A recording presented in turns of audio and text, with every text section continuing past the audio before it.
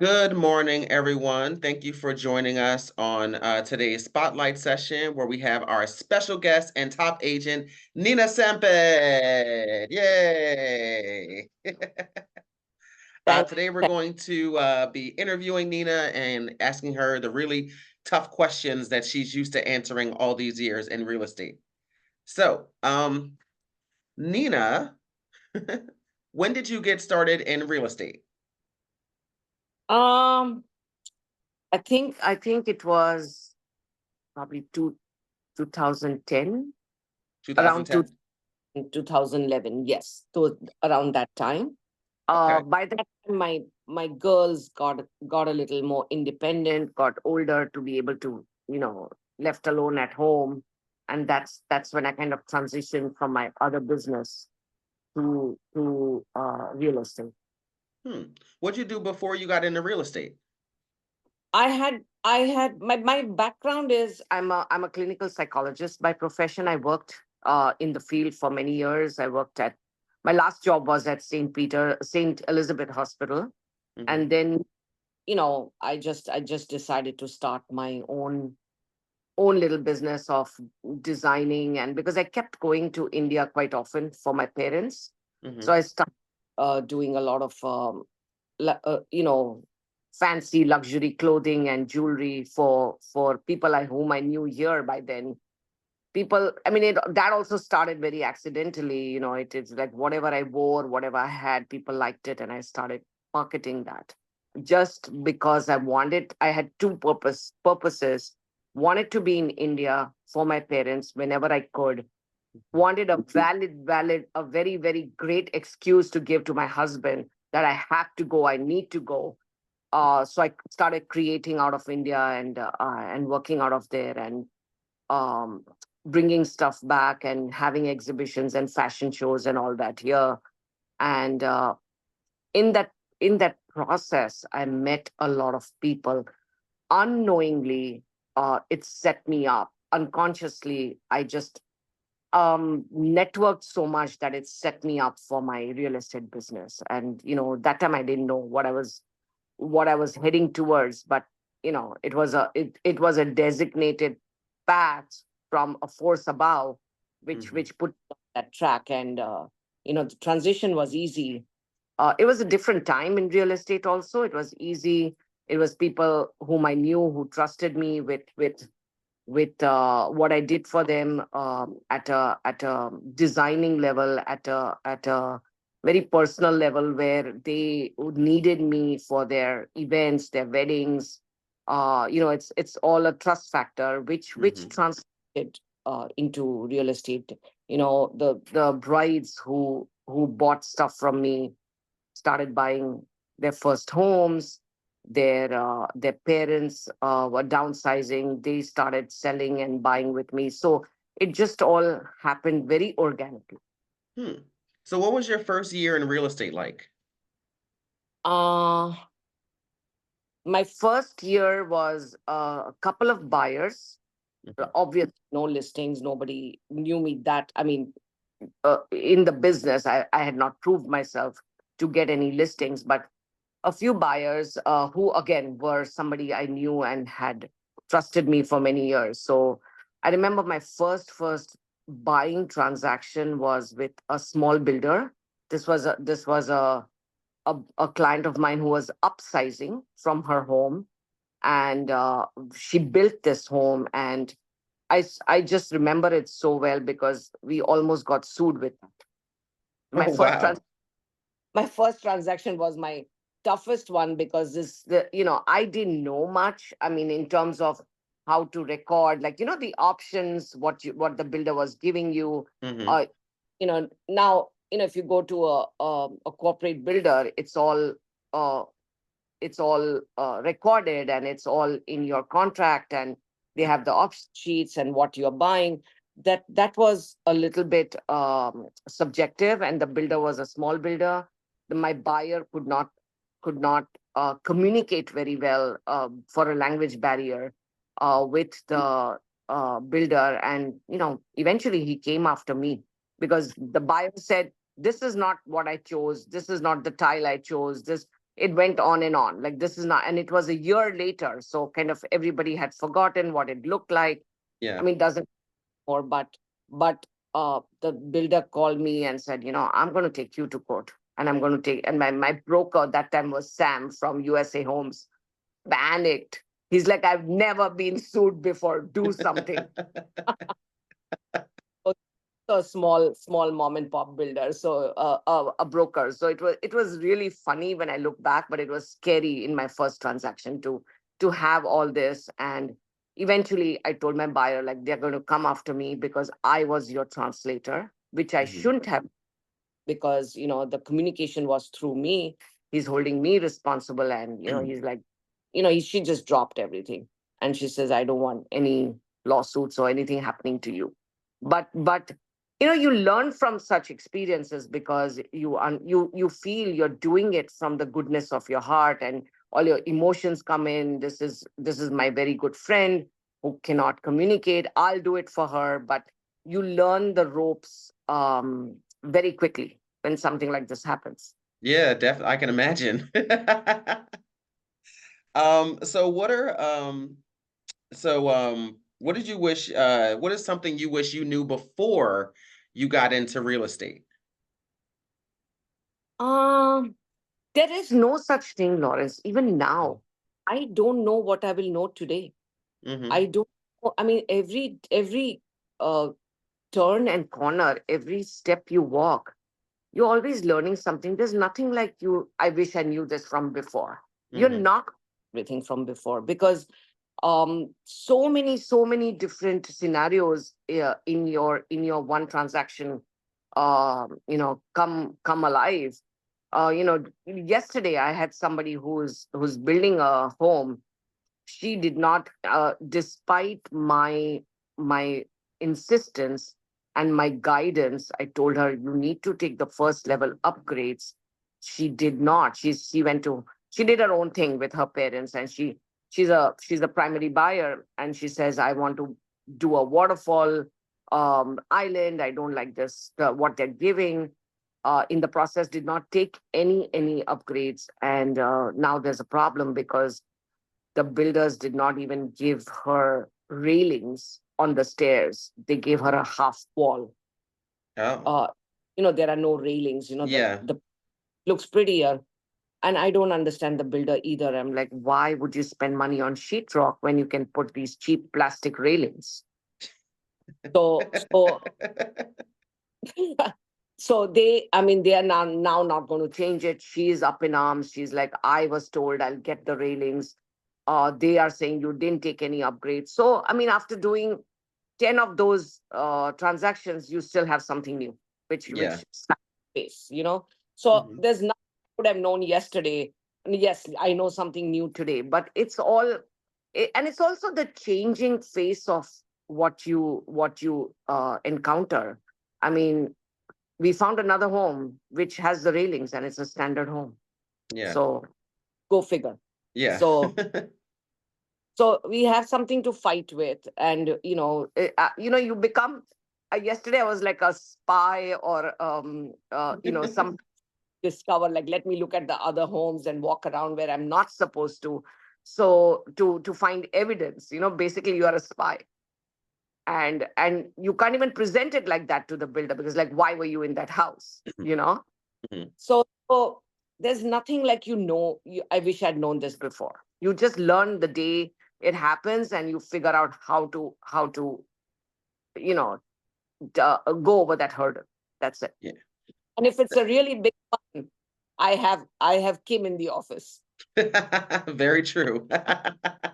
And everybody does. Everybody. There's nothing like, everything, and you can maneuver and go through everything. It doesn't exist. And as Pinky said, you learn so much. You learn from such amazing people. I learned so much from my clients, and I'm Mhm. amazed at what kind of walks of fields what kind of fields they come from, where their journey brought them. And now they're in front of me, and here is a wealth of knowledge, you know Right. which is like, wow. I have people who have come, moved from India to here, um just came, picked up everything and just came here. I For no apparent reason. I have Hmm. one whose revenue is from India. He works from India. He wants to live here. Hmm. That's a and the challenges somebody faces doing that with three children, to go back and forth for your business. It's Yeah. not easy. It is so much to learn. The fact that they are so strong and they have the vision and the guts to do this. I can't move anywhere just now. I feel I don't have it in me to relocate myself and start afresh. But you learn every day from so many such people. So inspiring. Right. What would you say was your biggest like motivation to drive you to be successful in real estate? I didn't want to work for anybody. I don't work for any corporate. I cannot. I just can have a boss who's telling me when to take lunch and when to go. Come for a meeting, and I'm too unorganized and too lazy for that. To have that kind of a structured day, like, yeah. So I had to make it in my business. That Hmm. was not an option. I couldn't. I worked for a hospital. I worked for agencies. I worked for a medical center, and I just didn't have it in me to do that 9 to 5, 9 to 7. I couldn't do it. I Yeah. wanted to a lot of time with my, which was very very important to me. Again, that also went into a very unconscious mode. I Mhm. was not consciously thinking I have to spend time with my parents. It just happened so unconsciously. My drive was to be with them. So because of that drive, I had to find a way to be in business. Once Mhm. you're in business, once you're doing your own thing, it's very hard for me to take directions and work for somebody. Right. But I take directions of my partner. He's getting a little bossy. Aren't they all? So what networking methods have like worked best for you? Like how did you build up your database basically? Um,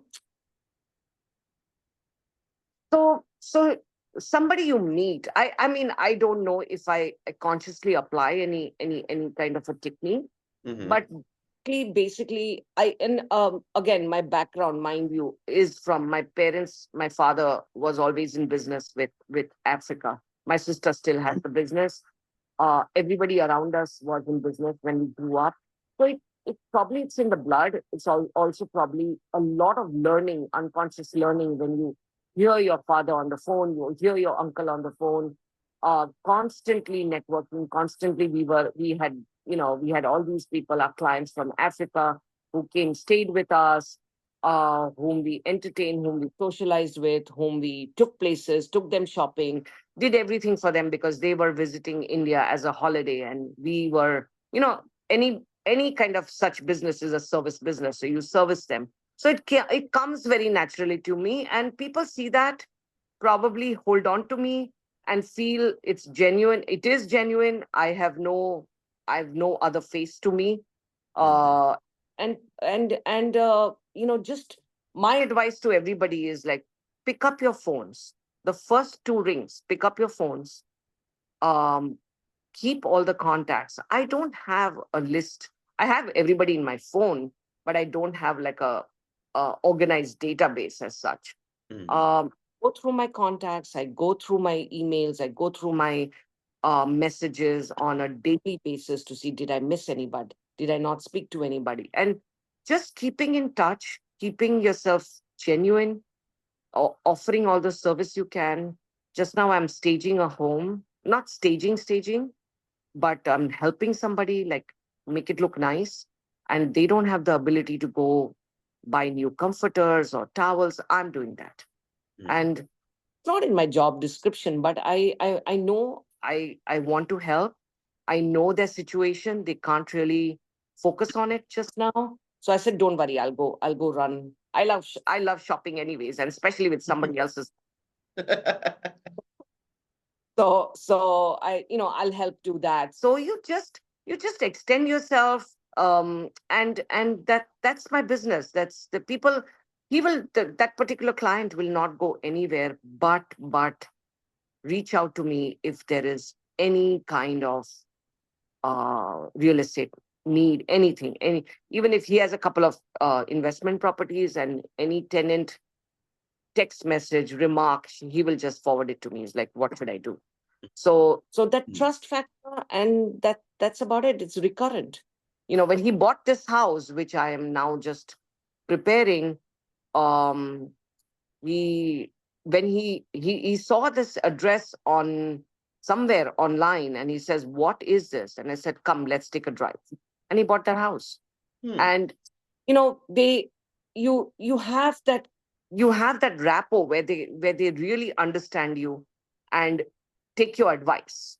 There are Mm-hmm. people who, like this other lady, I told her, take the first upgrade. I'm just like, no, I'm not taking it. I'm like, okay, you'll see what it means not to take an upgrade from the builder, because there's nothing you can do to make it look like they can with Mm-hmm. grades. It's a lot of breaking everything. Mm-hmm.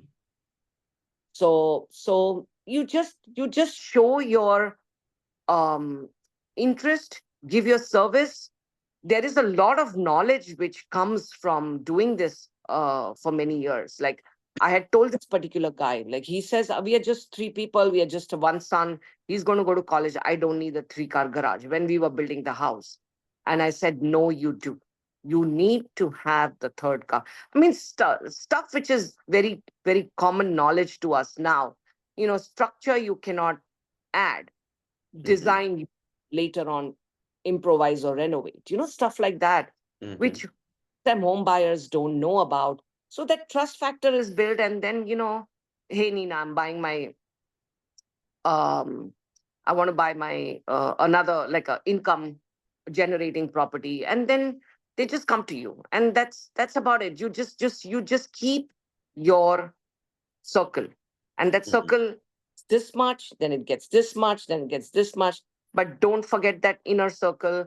Just revisit everybody all the time. That's what I do. Sometimes somebody escapes your mind, but they will remember and they'll call you. you know it goes both ways.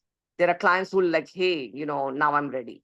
So it happens to everybody. It's I'm sure Pinky and Deepak have the same thing, where you are constantly networking, and you keep that integrity, and that truthfulness, and the joy, and the affiliation to that client, and it always repays. It always comes back.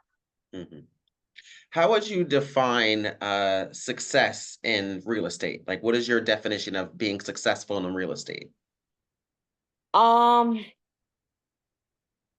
Could be, I mean, I don't have anybody just now whom I could just push through the door and say, hey, I did a transaction and I'm successful. It doesn't come happen that way. Mm-hmm. Success means it's an ongoing learning. Every day you wake up, you have a goal, you have something to do, somebody has reached out to you. Success is, at the end of the day, I'm like, today I did everything I'm supposed to do. I reached out to everybody. I solved this problem. I have taken care of this. It's an ongoing ladder. It's always a ladder you're climbing every day. And it's not like I have achieved, I'm at the top of the mountain. It doesn't happen that way. There's always an evolvement, and the success is when, and there's a lot of satisfaction, and that I would call it success. Mm-hmm. Transaction, you are you become a mediator, especially if you're a dual agent, and you make it happen, and everybody is happy. The transaction closes. Yeah, you're going to get your commission at the end of it. Now, even that's going to be a jeopardy in the future, but you get your commission at the end of the whole transaction. But seeing that person being so happy in that home, seeing the seller put you on, give you a rating on their community WhatsApp group, is Mm-hmm. success. I'm like, guys, we are exiting this group because we are moving out, but reach out to Neena Sampat if you are looking to sell in this community, something Mm, like that. And that is a huge success for me. Like, that is, I don't take it as a compliment. I feel like I did something and I'm successful at it. hmm. Were you surprised when your business started becoming more on autopilot? It's never on autopilot, Lawrence. Well, when you started to get like some transactions start rolling in, like kind of back to back, were you like, oh my God, where is this coming from? I, that was a very interesting phase of my life when that happened, honestly. And it came with a huge loss. I had lost my parents back to back.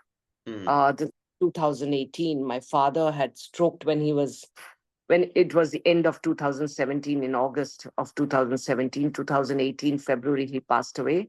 My hmm, mother passed away 5 weeks after him. mm. So I sorry. I went, thank you, thank you. Hmm. I went into, I think it was, now when I look back, it was a very robotic, mechanical mode.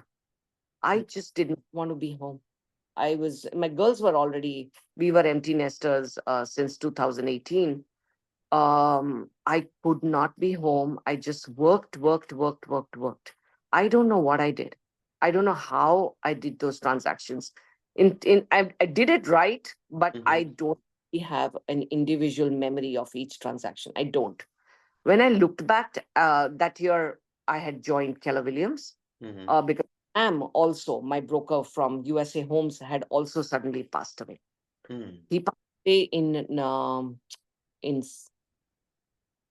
in September or November, and my dad had already stroked. I needed to get back to India. I had to resolve my contracts, which I had, and take them to Keller Williams. It was a whole whirlwind. And when in 2018 I started producing after I came back from going running, catching the next flight, and when I got the news of my dad, I spent January and February with my dad. uh, we knew things are not looking good. When I came mhm, back, I had back in 10 days. But after coming back and with joining Keller Williams, I was just on a mechanical, robotic mode. And I just, at the end of the year, when I saw my production, I'm like, when did I do all this? When when did this happen? mhm, So a lot of it was my coping with this is the way I grieved. That's mhm, what I tell myself now. Looking back, I just grieved that way, and I just worked. I just did not sit at home, mm, and I it has never slowed down after that. And I also think at some level, again, there is that force and the blessings which my parents shower every day. mhm, That's how, hard work always pays off, and I have learned it from my parents. How hard you work is not enough. You just keep working. We still have my dad's clients from Africa who are in touch with us, me and my sister. mhm, So that goodwill and that good work, which the goodwill you create with the good work never fails. mm. What Never would you fails. say is like a crucial trait that someone needs to possess in order to be successful in real estate? uh if you are in a service industry, your personal stuff should take a back seat. I have heard a lot of people who'll say, I have to drop my child here. I mean, genuine things, you need to do all that. But Mhm, try not to highlight that in front of your client, who also needs a service from you, who wants to know that you're not that busy and you can help him or her, mm, is very crucial. Being on a speed dial with everybody, somebody calls you, you need to pick up. There is a chance you cannot. You need to always return that phone call, however busy you are. Once in a while, if you forget, that's fine. But I mean, your success of your business is communication, being there all the time for everybody. So um, your personal life takes even if you have no needs at home. I've been an empty nester. My kids don't need me. They even complain. They don't even come by. They're still like, you're never there. What's the point? So always be, telling your client that I'm here. I am here to service you in its true fashion. As a realtor, you are there for them, because the minute they hire you, they count on you. Mm-hmm. They need they need you. They don't know everything. They know. I just sold a home, 1004 Shep Drive. It's under contract. It was a challenge for that family to be in that house, because they have young kids, so there was writing on the wall.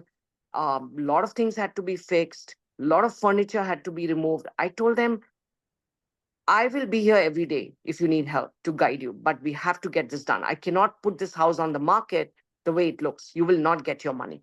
Mm-hmm.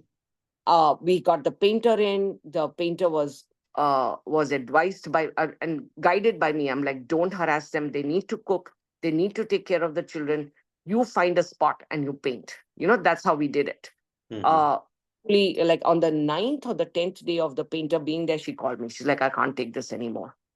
I'm getting a headache. And I said, just, like, they also need the counseling. They also need somebody to tell them, stay there, be Yeah. with the things will happen. And within a week, two open houses. Saturday was a bad rainy day. Sunday, the house is under contract. And you can't. You have to hold their hand. I told them they had a huge dining table in the kitchen because they did not have an island. And they said, we'll make up with this, put a tablecloth. I said, just get it out. We don't need any table. If there's no island, there's no island.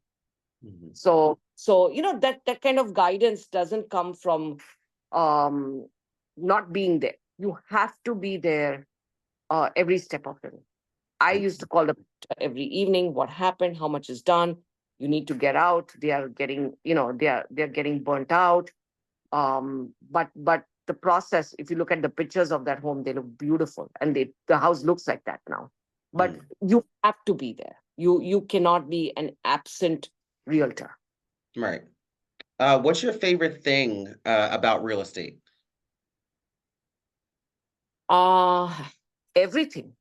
I love everything. If you don't love everything, you can't be successful. Mm-hmm. Every meeting people, from getting inspired by my clients. So many clients have inspired me with their stories. It's unbelievable. From being in the office, from meeting all of you guys, all my colleagues, everybody has such an amazing story. And um everything I love. One thing I don't like a lot, and I will confess, the work my husband does for me, all the paperwork.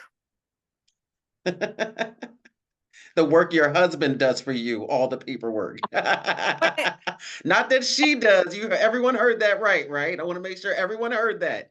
The work that her husband does as far as the paperwork goes for her transactions. but see, I love that also because I love him, right? It makes it up. Right. It goes hand in hand, huh? So yes, I mean, I love to be out. I love to be in the field. I love to meet people. He doesn't enjoy that. He will Yeah. not. He will not own up to that, but he enjoys being in front of the computer. So Yeah. I allocate the work. So what's some advice you would give to some of our new agents that are just starting out? What I would say is nothing comes that easy. It is when you see people like Pinky and Deepak, Neil, if you want to count me, whoever is doing a few transactions, and whoever has uh, a momentum going on, it did not come the first year, or it did not come immediately. It takes time. So sustaining, perseverance, hanging in there, having faith in your ability to convert a buyer or a seller to stay with you, to stick with you. to uh, have a few rotations of transactions takes time. You cannot, I mean, I see a lot of people wanting something right now. It doesn't happen. Patience, perseverance, and sustaining and hanging in there, uh, believing in yourself, all of those good things have to be there, because you, it is not short term. It is, you cannot have a tunnel vision in this. It is everything. When COVID happened, we were all like, what now, what happened? It, you have to maneuver through challenges, and a hurdle is to be expected in Mhm. any which transaction. Every day there is always a hurdle, and you cannot shy away from that. You just stay with the program. That's it. Stay with the program. That makes sense. Does anyone have any questions that they would like to ask Neena while we still have her here? Feel They've free to heard. unmute yourself. I have a question. Hi, it's Sure. Natisha. Hi, Uh, Nitish. hi.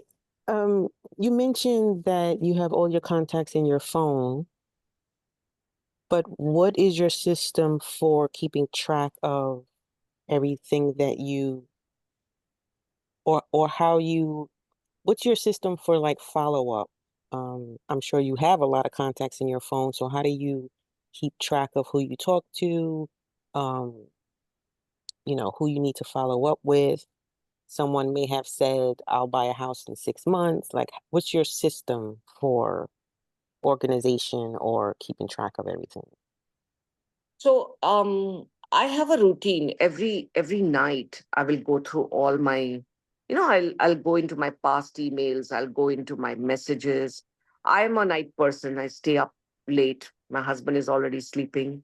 I'll Mm. just on my phone and just look at, like, visit all my contacts. I'm like, should I be calling this one? Should I be calling this one? And a lot of time, and that I do on a regular basis. And a lot of times what happens is, if I'm at a property, I see something, I hear of something, I'm suddenly reminded, like, so and so had told me, call me when you see something. I have somebody just now who's looking for an investment property, but he needs an income. He's not looking for capital gains, he's looking for an income generating property.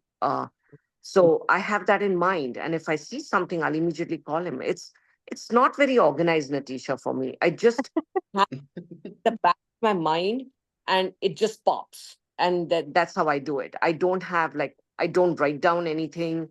I Mhm. I just I just have it, and then I'm like, you know, I'll give you an example. I have a very good investor of mine. I had During COVID, I was showing a first time home buyer a property, and this was way in the south. And she says, no, I don't feel it. I don't think, because she didn't have a big down payment to compete with all the madness which was going around with bidding wars. So I showed her this one, which was a sure shot, no bidding, nothing, and she says, no, I don't want this. I got into my car and Hi. immediately called this investor of mine, and I said, this is amazing. And he asked me, how much do you like it? And I said, I love it. And he said, drop the phone, call up the sales agent, and tell her it's sold, and buy it. He came after 3 months to see the property. He didn't even see it. He just signed all the DocuSigns. So that connection in your mind has to be there. That is my organized way of doing things. Like, so and so, you're actually a matchmaker. That's Mm. how I see myself. You match people to properties.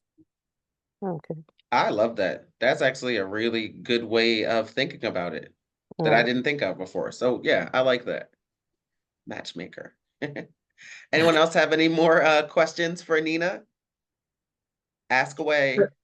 Hi, Nina. This is Paul. Hi, Paul. I wanted to ask you, in terms of lead generations, are you a big advocate for paying for services like Zillow, Premier Agent, or any things of that nature? Or do you kind of just go with the mail orders, the mass drop shippings, and things of that nature? I have not done any of the above since many years. I was a Zillow Premier agent for probably 6 months, like 5 to 6 months, and I gave it up.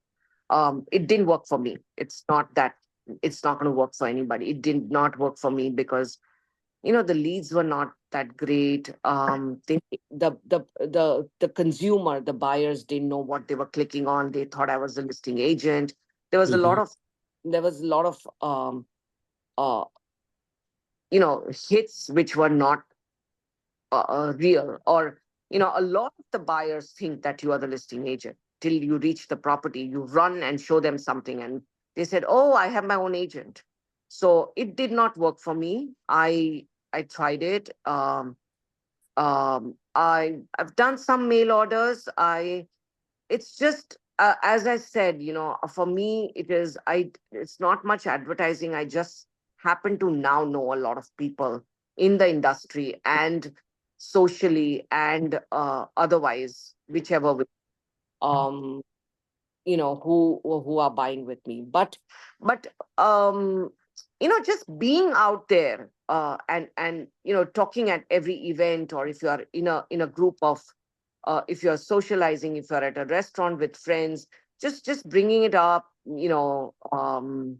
always that you are a realtor sticks in people's mind, and they will call you. So it's your circle. And then, in terms of a formal way of lead generation, if you are at open houses, you meet people. That has been quite successful for me. Whenever you're at open houses, whether it's mine or somebody else's, like, a lot of us, I reach out to Lawrence all the time, like, do you have somebody who wants to do an open house? That is a challenge you should take up, and that is, you should be available for that.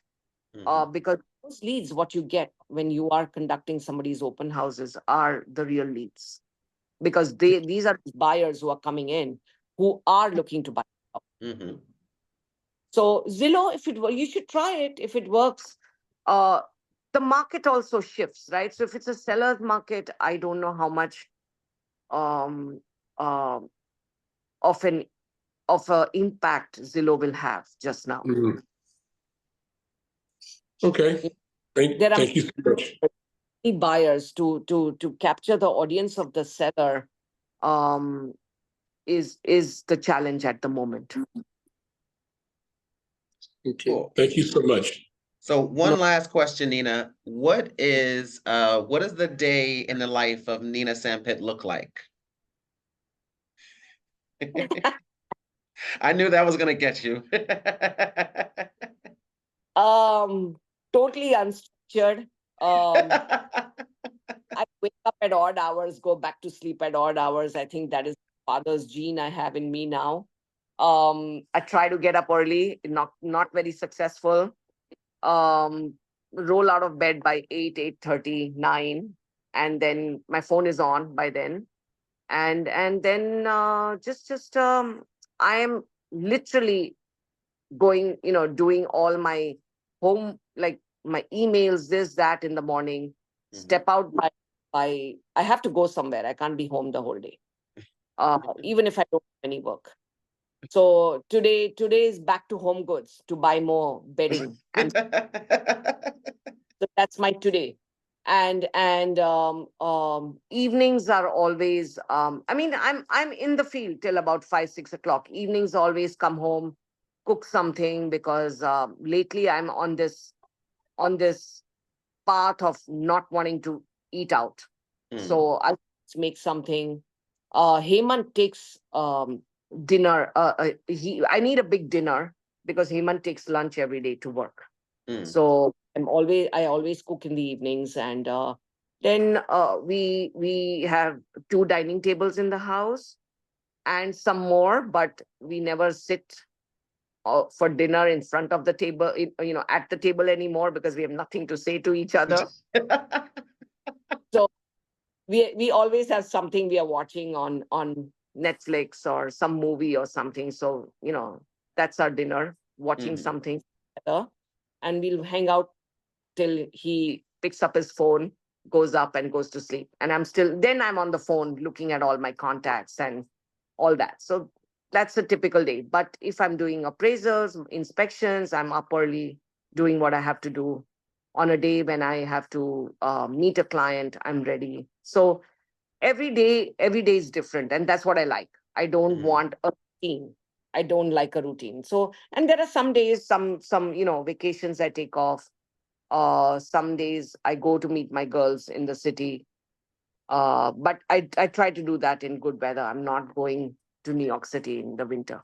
They come over. Some I'm looking forward now. They are coming. I just spent 3 4 days in Boston with my sister. She's there from India. So it's all a day, and work goes on, right? You're on the Mhm. phone. My sister also in the business with Africa, and phone calls happen, and Mhm. it's nice. You are we were in the outlets, and I was on the phone. I'm like, you are blessed to be in this business. When you don't have to be in front of client, you can be anywhere. You Yeah, can literally be anywhere, and you can conduct your business. absolutely. So, the things that I got from our conversation was to find a motivation for yourself that's going to push and drive you to stick into real estate, right? Find that one thing that's going to keep you here and going to push you towards those goals. So for Nina, it was not wanting to work a 9 to 5. I guess we can all attest to that because I myself personally don't want to work a 9 to 5 either. So this is actually a great motivator for me to become, more successful in real estate and just um, putting it more on the front for me to actually achieve than on the Being back burner. your own boss, Lawrence, being your own boss is a power. Hmm. It's power in itself. You have to make it, and if you are your own boss, there's nobody stopping you, nobody dictating you. So that's how I like it. Hmm. Awesome. So I got a lot of nuggets from this conversation with Nina. I hope the rest of you have gotten the same. I again thank you, Nina, for joining us for this spotlight session. Does anyone else have any more questions before we head off? No, thank you. I think it I was a just, great it was session, great. Neena. Very inspiring. And I just want to say, it's a gift, right? It's a gift to have wisdom and knowledge and experience.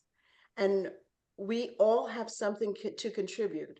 As someone said, whether you're 2 days in the business, whether you're 20, 15, 30 years in the business, we all have something. And so that's where the power really comes, right? When we get together in a collaborative space and have conversations like this is so powerful. And it's a gift and an honor to have you on our team, right? Because you guys do share. We're not that typical office where people are kind of doing their own thing and they could give a darn about, their comrades. All right. This is the beauty of what we have. And the goal is to build and do more of this. So I thank you, and you are a blessing to us, and thank you for giving us your powerful insight. I feel the same about the whole office. It's a pleasure to come in. It's a pleasure to meet people. Everybody is always happy to see each other, and you don't find that very often in a lot of such spaces. And you know, every day all of us get phone calls, trying to recruit us, and I'm like, I'm not going anywhere. I'll lay across the door for all of you. So thank you again. Thank you for having me and hearing my story all over again, Deepak and Pinky. I need to send you a gift. Nina, Jeff Fetzko wasn't on, so I guess he didn't. He was tired of hearing it. Well, all right, guys. Thank you so much for joining in this week's Spotlight. Thank you, Nina, for coming on. I appreciate it. And I hope you guys all have a productive and successful day. Thanks a Thank lot. Thank you. you, Lawrence. Thanks, Neena. Everyone. Thanks, Neena, Neena. thank you. Bye. Have a great weekend, everyone. Thanks, Lawrence. Have a good weekend, everyone. You're welcome. Have a great one.